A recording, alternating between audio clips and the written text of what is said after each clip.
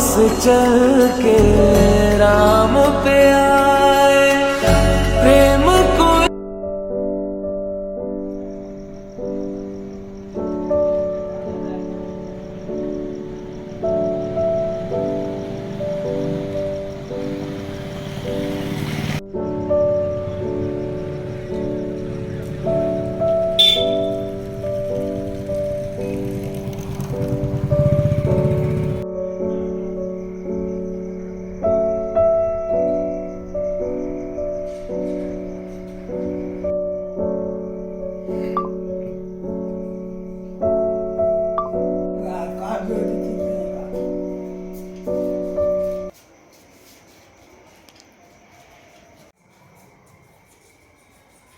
उधर है, क्या कहना है आपका?